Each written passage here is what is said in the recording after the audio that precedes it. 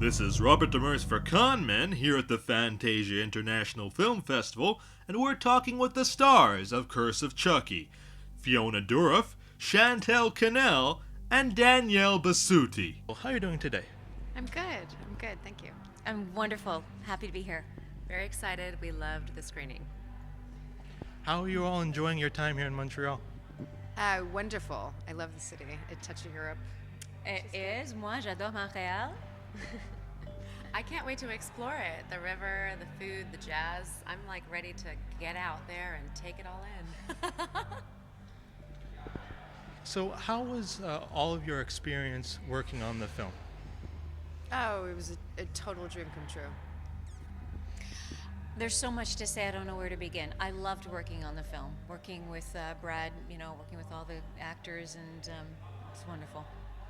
It was an honor to be part of such a great legacy and to work with Fiona and to know Fiona as being Brad's daughter, and the camaraderie that we all had together as actors under the tutelage of Don Mancini in this phenomenal horror franchise that terrorized me as a young kid. And so to be part of that and scare other people was a real full circle kind of pleasurable moment, actually. I think all of us and our audience at home knows that the film is a horror movie. What is it like to see after finishing a scene and you look in the mirror with all the gory makeup effects on and seeing that you have these gigantic wounds on you and knowing that it is not real? So this has always happened to me. I always feel like I look better when I'm like slightly screwed up. So macabre Isn't of it you. true? You are so fantastic. But I think that's true. Towards the end of the movie, I just get completely disheveled, and my hair is everywhere, and there's blood covering me, and I don't know. I think You did look kind of wildly beautiful in Thank the you. elevator. Like caged, That almost last scene, wounded. she just looks so beautiful. Your hair's kind of wild. There's the a doll beauty stuff. there. Thanks, yeah. No, I mean it. Thanks. I loved it. I mean, I love the return to horror. I love the horror genre, and this movie really, really went back to that. And I remember walking around on set with these prosthetic scissors out of my belly. And it was so funny, and I remember very distinctly. I played a little joke on one of the guys. He said, "Okay, I'm just going to take them out because it's time. We're going to go to lunch or whatever." And I went to take them out, and I went, "Ow!" He went, "I went, kidding." Poetic justice at its finest. Well, my parents always said, you have these beautiful eyes, Danielle, and one day we hope to see them love on it. the big screen. Little did they know that my first movie that would be seen on that big screen, there would be a butcher's knife going through one of them, and that one would be tossing down the stairs and being squished by a 2-foot monstrous redheaded doll. So the fact that I got the butcher's knife in the eye, and what was really fun was getting the prosthetic. So they had to do this whole cast of my head, and then do the prosthetic, and then actually do a mold of my eyeball and the perfect blue-green hue. It was all really a lot of fun to have that done to me. And not too many actresses get to work off a 1-foot puppet, pretty much. How is it work? 2 foot. Two foot. Because he's got a short man's complex. Let's not piss him off any more than he already is. He's an asshole. He's a total. Was it like acting off an inanimate object, pretty much? So the secret about Chucky is Don's on the phone. So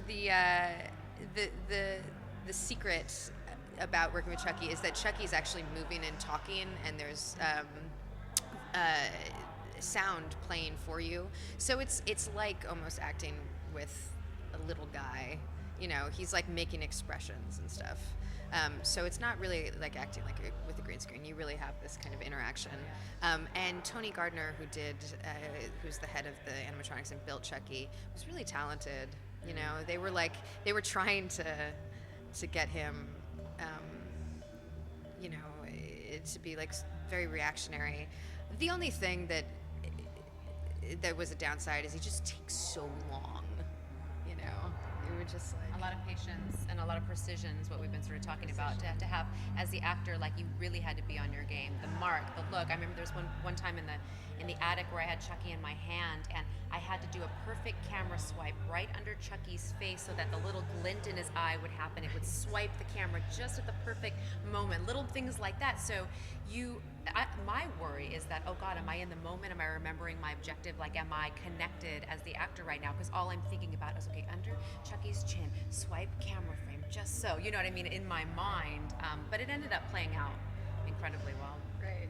Or Don's direction several times was open your eyes wider, like in the middle of a scene. So I would have to be like, am I still acting well? I don't know. I mean, my eyes are wide. Yeah, lots of precision, totally. And you particularly, how is it like being threatened by your own father who's playing the voice of Chucky?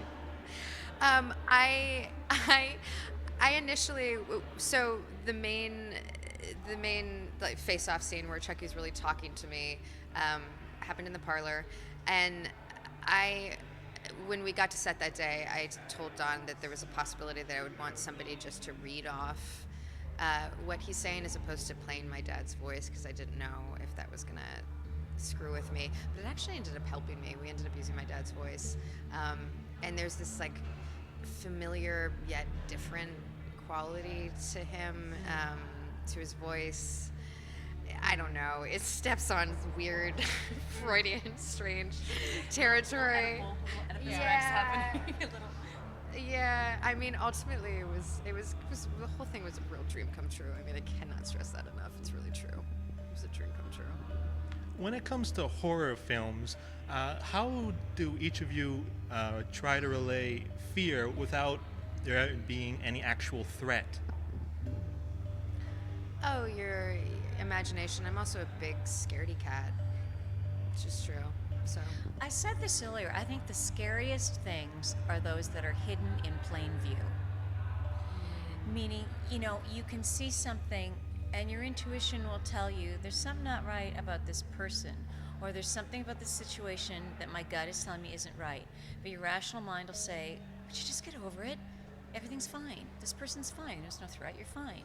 And then when something happens, or you hear later about, that guy that you were talking to, you find out later that something kind of really bad happened, or if your instinct tells you something, but the rational mind will say it's just a doll. And that's what's so scary, is that sometimes our rationality will say, what are you afraid of? There's nothing to be afraid of here. When your instinct says there's something not right, and we don't obey it, we don't listen to that inner voice. So that, to me, I mean, something could be so scary because it's right there. It's hidden in plain sight, and that to me is the psychology of fear. And I could talk for hours about that. Obviously. Much like what she said, like that intuition that's in your body. So what I did, just like because the actual shot of Chucky jumping off the sort of bookshelf in the attic and running toward me took 15 takes. And by that time, you can exhaust your instrument as an actor. So I'm like, okay, I've got my earbuds in, I've got the sad song, I've got the idea of I can't find my daughter, and then all of a sudden this doll's coming to life and has a butcher knife aimed at me. So that is a lot to sort of grapple with as an actress, not to mention ad nauseum 15 takes, and you know that the past 14 takes are not usable because of some technical issues. So a lot of times I rely on instinct, I rely on my body, whatever like breath work I'm doing, and just trusting that preparation is there and allowing myself every time just to try to be alive in the moment. And it does become challenging, but yeah, I think the instinct is how you go with it. That was another thing, is I feel like working with Chucky, you would, there was like incredibly intense moments, emotional moments, and you would bring it and bring it and bring it, and then the first 10 takes were totally unusable because Chucky like looked constipated or something. It was a flyaway hair. He's a total diva. We've known that for a while. And so you would just like hope by take 16 or something that you still looked as terrified as you're pretty sure you looked in take 1 through 9 or something. Yeah, I know. That was probably the biggest challenge. Yeah. To keep that terror like alive in the moment. Takes. Yeah. Earbuds. Music. See, Chucky's got it easy, right? Chucky's got it easy. Yes. You got the honor of working with Brad, though, and that scene, I was saying, I think it's one of the most compelling scenes in the entire, because you get inside the mind of Charles Lee Ray. Why is this man so tortured? Why is he so disgruntled against families? And then to see Chantal in that sort of compromising moment where, what is it called when you sort of adhere yourself to your captor? There's a word for it. Oh, you sort of, you do like a feigning of, yeah, Is it what is it? Scandinavian? It's No. the Patty Smythe. We know what the word is, right? Okay, it'll come to us. But so you see that, like, just like Stockholm syndrome. Yes. Stockholm Yes, syndrome. that's what I meant to Hi, say, Sweden. yeah. Sweden. The Amsterdam syndrome. Oh no, wait, the Stockholm. But you see that sort of burgeoning in your character, and you don't really know where you're going to go. I was compelled the entire scene. I watched that pre-filmed, which is really cool. Yeah, you were on set that day. I was on set that day. And you looked bursting, beautiful, even though you bursting were, with pride. even though she was like tied up, pregnant Oh, belly, God. like erect in the sky, like you look gorgeous. I'm working with Brad Dourif, and I mean, I had a crush on him watching One Flew Over the Cuckoo's Nest, so it's like, there were inky binkies going on all over me. I can't So we can quote you on that, Inky Pinky? Inky Binky.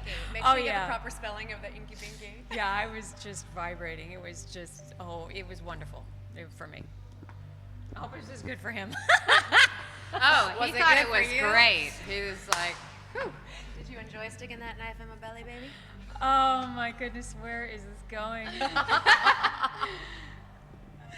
Anyway, I got no comment. It's all Reel it good. in. Reel it in. Well, this film, without getting into many spoilers, touches upon all the way in the first film. How is it like to be a part of a film that pretty much completes the circle? Gratifying. So gratifying. You're giving back to the fans. Basically, this is return to the horror genre, and it's giving back to the fans because the fans get to go, yeah, That's I what it remember was, that, and yeah. I remember that scene. And then, I mean, it's such a, it's very cyclical. They love the movies, they keep coming back to the movies, and this movie gives back to them, and it's a perfect I think giving and taking, it was- symbiosis. Is that the right word? Yeah, symbiotic. Yeah, I think it was really apropos to have Fiona as part of the full circle. Oh, Because yeah. it's like they couldn't, and I don't think they planned it this way per se. Although I wouldn't like pull that past Universal because there were a lot of clever things that they decided to do in this film. But having Fiona as part of the series where it becomes full circle and you get the story behind Charles Lee Ray, I thought was poetic. Yeah, I think they were a little worried when there was talking of initially casting me that it was going to be confusing and the possibility of me being Charles Lee Ray's daughter, which I'm going to give no spoilers about. But I know that was a problem for a while. Well, thank you all very much for talking with us. On that cryptic note, we'll I know. see you later. I hope you all enjoy the rest of the time here in Montreal and at the festival. And all you at home, please look for The Curse of Chucky on Blu-ray and DVD October 8th. Chucky. We can't wait for you to